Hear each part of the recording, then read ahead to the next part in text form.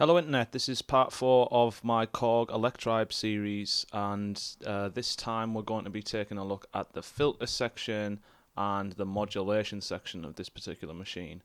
The filter section is really nice actually. The resonance has got a nice kind of colour to it.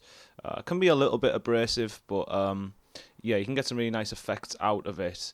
And even if you don't push the resonance, just the kind of ability to filter certain frequencies in or out is super useful in most forms of electronic music, and especially powerful in a performance context for transitions or kind of sweeps in energy, moving things around.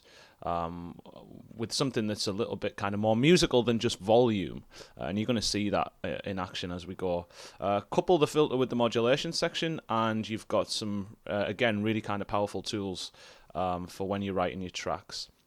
The modulation section doesn't work exclusively with the filter. You'll see that it's got 4 destinations here: pitch, cutoff, amp, and pan, and we are going to go through those.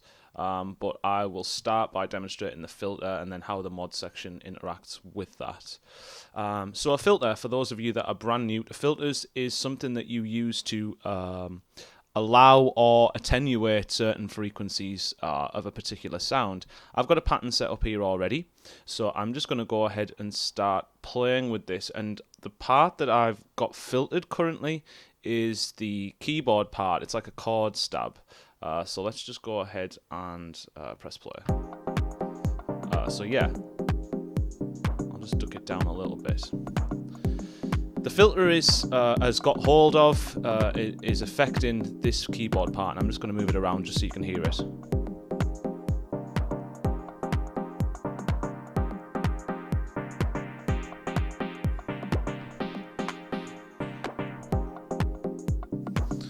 Cool.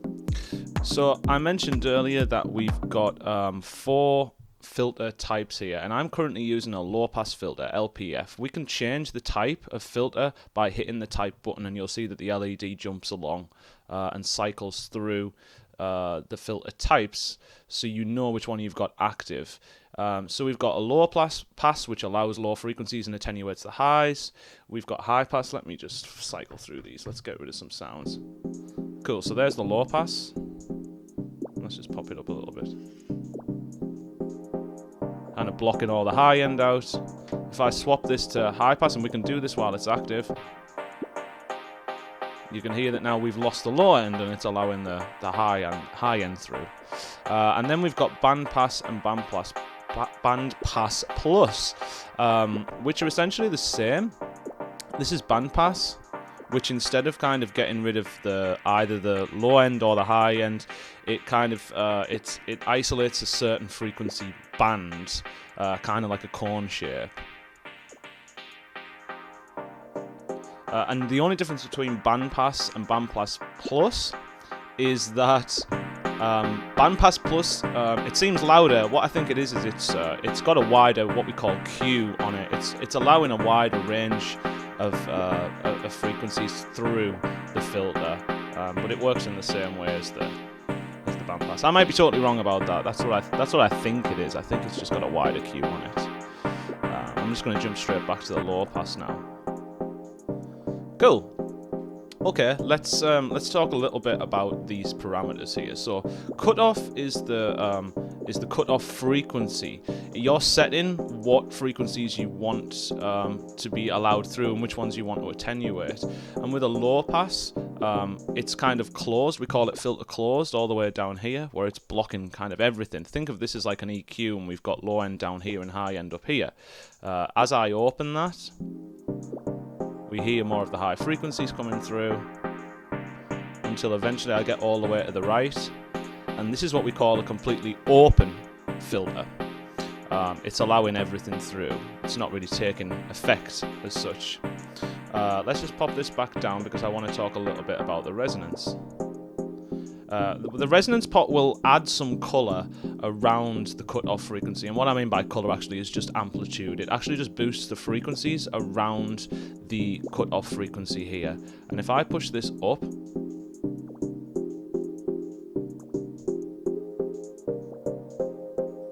you you hear that we get these like overtones that are being produced by an amount of resonance or amplitude around the cutoff frequency.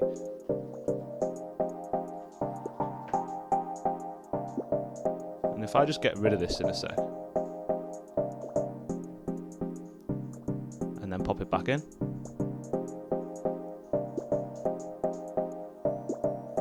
So it's nice, it adds like a bit of extra character, it adds a bit of extra colour. Now if you pop it into really kind of high territory, with this particular filter, resonance pot, and it's quite common for most filters, the resonance almost becomes the main character of the sound.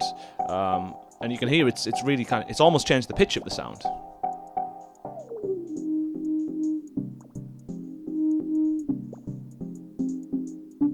Always good to have a nice bit of resonance, and again it can bring out these kind of really beautiful overtones of the sound. Pitches and frequencies that weren't there before, we can kind of embellish them a little bit. So I always like to have a nice little bit of resonance on.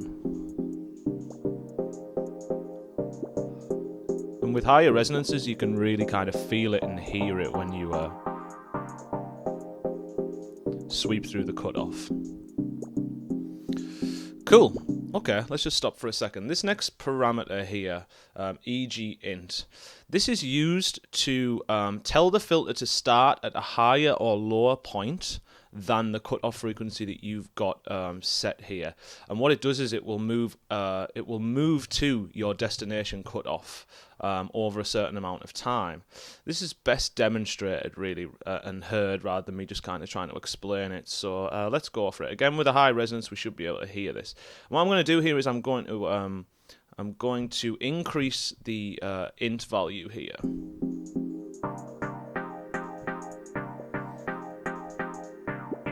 So hopefully you can hear that the filter is now starting at a higher frequency, cutoff frequency, than what we've got set here, but it's coming back down to this over a certain amount of time. And that time's actually determined up here. If you watch my keyboard part video, I'm pretty sure I mentioned that this is like a decay time for volume, but it's also a decay time for this envelope, cutoff envelope here, filter envelope. If I open that, it's like taking a longer time for it to get down to its destination value. Okay, let's do something really kind of extreme with this. I'm going to push the resonance up and cut off all the way down.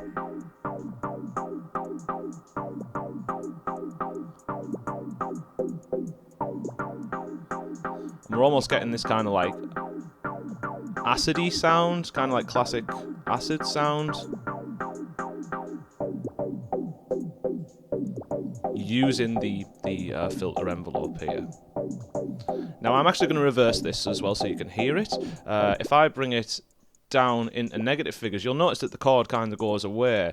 That's because it's sweeping up now to this cutoff frequency, but this cutoff frequency is set really low, so it's just sweeping up to an already low cutoff point. If I increase this,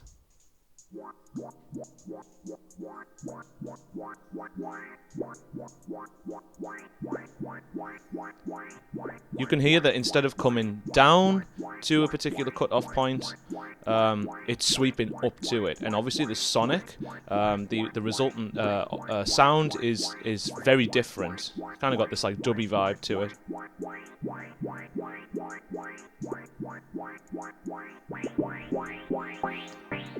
In the center, it's not sweeping to or from, it's just hitting that cutoff frequency immediately.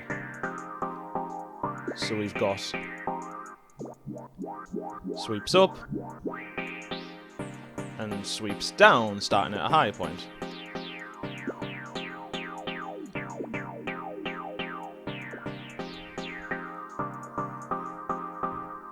Cool, I hope that makes sense.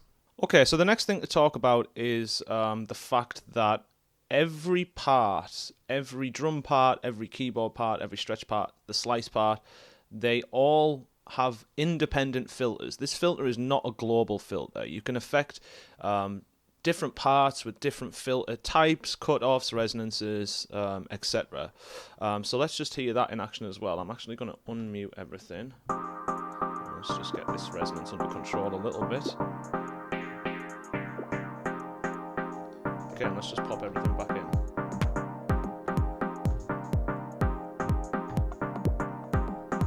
Cool, okay. So, still on the keyboard part, I've got it selected here. And while I've got it selected, I am affecting the filter for that particular part.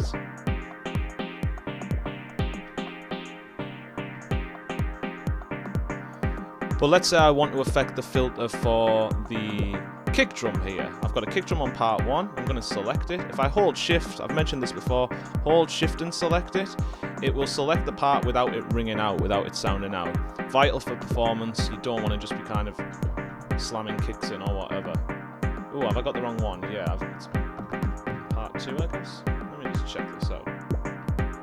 Yeah, you'll hear. As soon as I hit that button, it's going to sound through. So hold shift, select the part. Right, let's filter that off. In fact, let me get rid of that a little bit. So I've selected the kick part.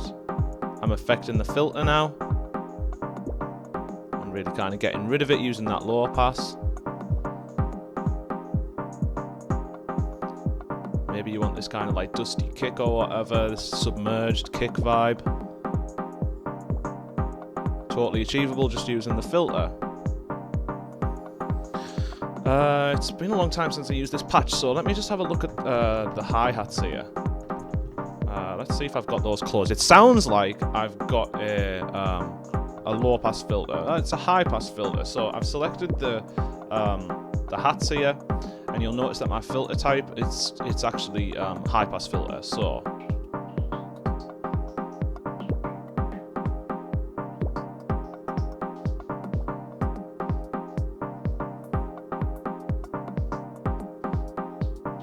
quite a subtle effect. I've actually got some stuff happening with the mod section here, so that's kind of, it's not detracting from it, but it's making the filter work less obvious. Tell you what we'll do. Let's just do this on the fly. Let's put some other hi-hats in. Let's mute that one. Okay, cool. Awesome. This is what I kind of wanted you guys to hear. So this hi-hat part 6A has got a low pass filter on it, meaning you can't really hear it now. Hi-hats, mainly high frequency content, and I've got this filter closed, so let's open it up.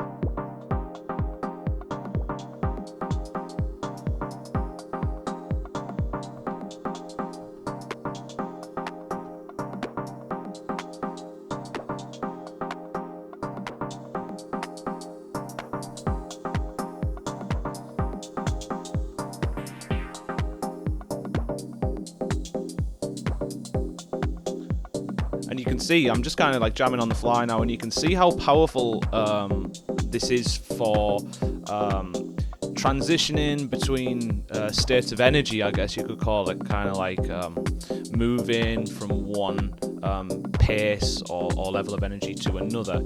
You can have a similar effect using, you know, volumes here. So I selected the hi-hat here and got rid of the volume. Like fading in and out volumes. But there's something more musical about the filter.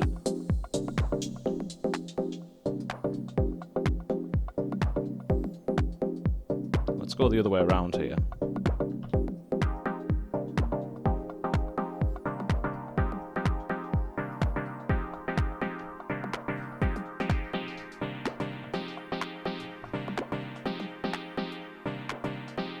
Oops, wrong one.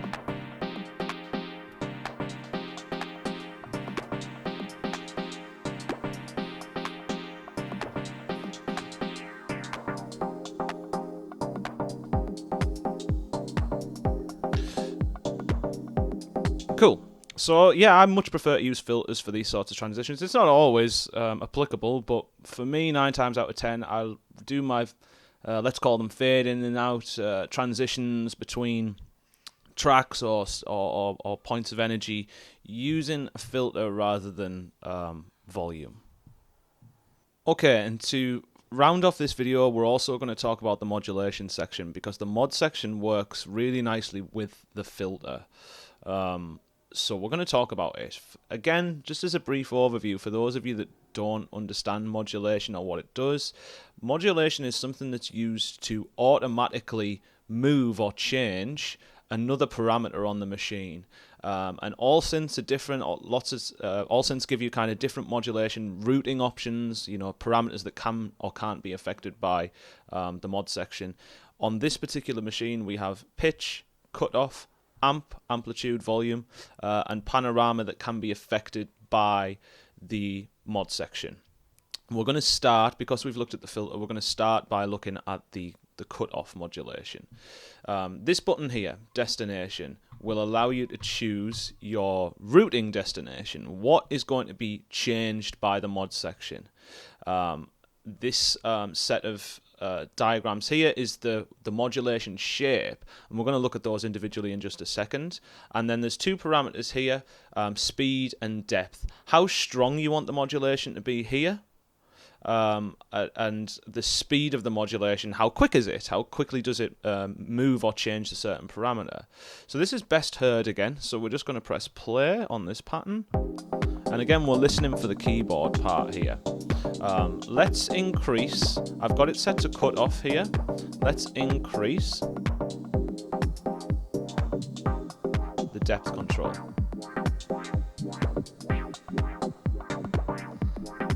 And you can hear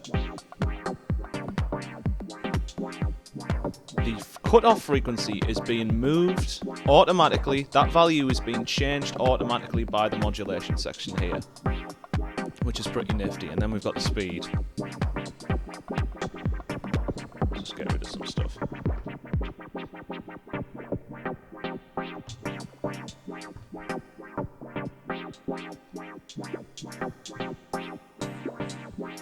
Now obviously if we move the cutoff, it's kind of changing where the modulation starts and stops. So again, these are kind of working hand in hand right now. You'll notice that the sound or the modulation is not synced. This is a free rate at the minute, and you can see the speed diagram up here. This will be in hertz. It gives you an arbitrary kind of 1 to 127. Yo, sick. Really fast speeds give this almost like self-oscillating vibe.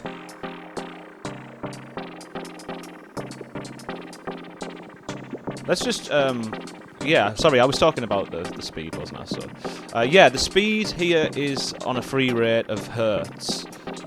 If I wanted it to snap to the music, I could hit this BPM sync button. Now when I move the speed parameter here, you'll notice that up here, it's giving us that readout in musical durations now, so eighths, quarters. So I think it's like 8 bars here, 2 bars, all the way up to a maximum of kind of 1/64th notes. You'll hear now, it's synced to the music.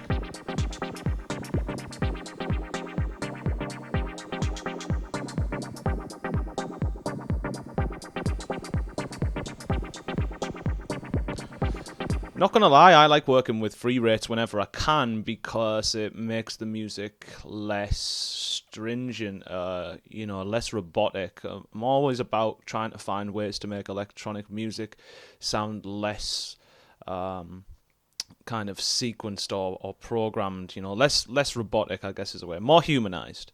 And having a free rate will allow you to do that. Or, you know, you'll get these kind of, it will fall out of rhythm. The modulation speed will fall out of rhythm with the track. Sometimes it will lock, sometimes it won't. But for me, that's cool. I don't mind if it goes out of time. As you know, it's going to add something. There'll be a rhythm there, but it's just a kind of weird rhythm. It's a non-conventional, certainly non-Western rhythm. But if you really have to have things synced, and there are times where I do want it synced, and I'm going to demonstrate one in a second, it's cool to have this BPM sync option. Let's talk a little bit about the types, the wave types here, the modulation wave types. I'm going to change this to, I'll flick through some of them. So this one here is kind of like a ramp wave. It starts at the top, so think of it, it's kind of starting at a higher point than the cutoff and coming down to it on an even cycle like that. Let's change that to square wave here, and I'm just hitting type.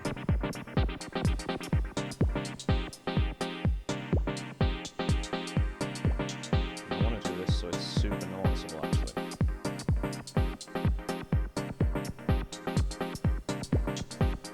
Upon first listen, especially when you first start working with synths and samplers, it might not sound too much different.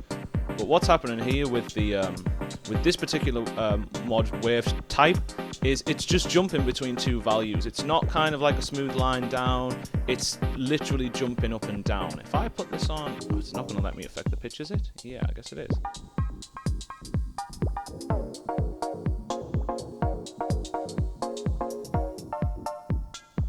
Maybe not the best demo of it. Now let's do it with amp.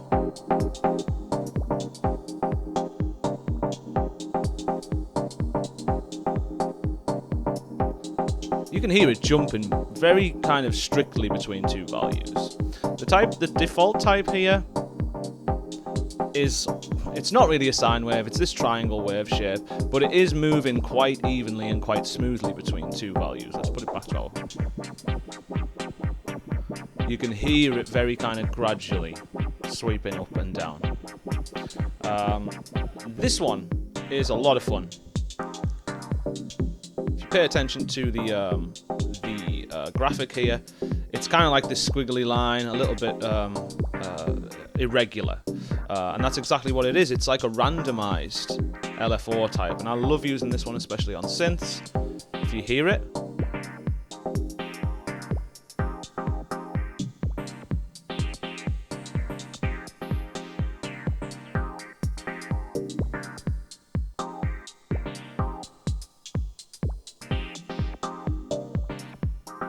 gives you these almost like evolving patterns. Now this is one that I tend to try and have synced to the music. It works cool on a free rate, but because it's already random, and then you've got, if you turn that off and it's like extra random,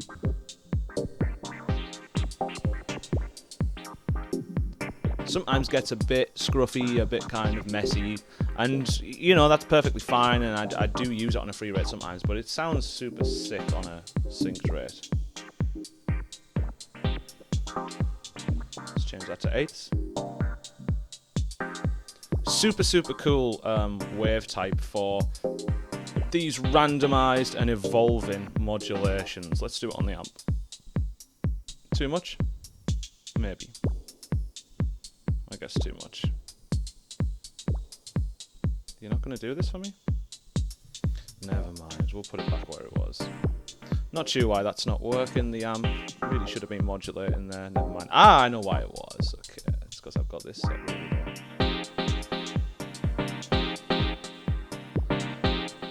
So every note, or every, what have I got it set to? 8th note is a different volume now. Sounds more musical on the cutoff again. I'm going to change it. And again, works hand in hand with your cutoff down here. Because remember, it's moving around the cutoff that you've set here. And all of our resonance and everything else works just as well with it.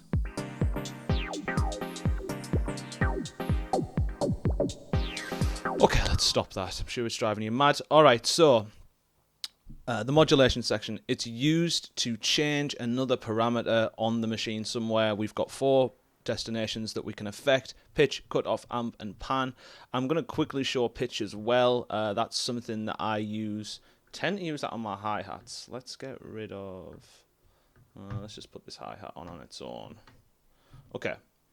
Hi-hat. You'll see that I've selected the hi-hat and I've already got it changing the pitch here. I can change it to whatever I want, but I'm going to keep it on pitch. Let's reset everything and let's just hear this on its own for now. Oh, I've got something else twiddling away, but whatever. There it is. There's my hi-hat, right? Make sure it's open. Again, let's keep it on my random. I'm going to keep this on my random wave shape because I want to give this hi-hat some randomized pitch information. And again, I'm just going to increase. hear it with the kick. Now.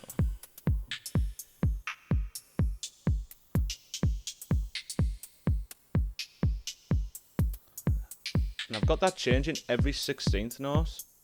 So let's put a few more. Got 2 patterns set up here.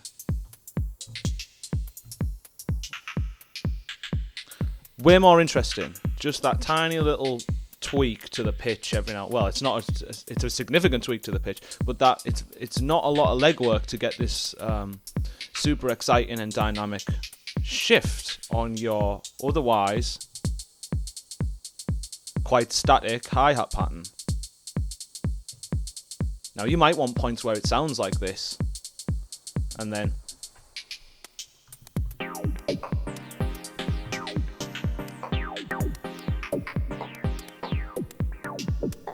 let's change this.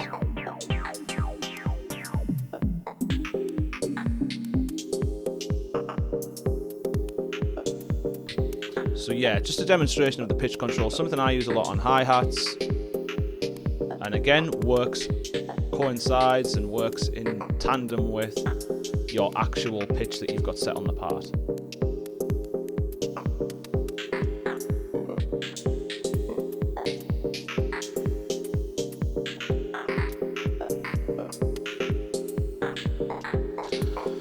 Righty-ho, we're going to stop there. So we've discussed the filter section, we've discussed the modulation section. There's a lot to experiment with here, and I would strongly recommend that you do. The filter, super musical way to transition between parts or as I've mentioned before, these kind of states of energy, and the modulation section, a way to randomize, or not randomize, to automatically change some of the parameters on the machine, which can evolve the track and keep like something evolving so that it doesn't become stagnant and boring for the listener in the club or on record or whatever. That's it, guys. I hope you've liked this video. I really hope it's helped. Apologies for it taking so long to come out. And yeah, cool. Thanks. I'm signing out. Peace, peace, peace.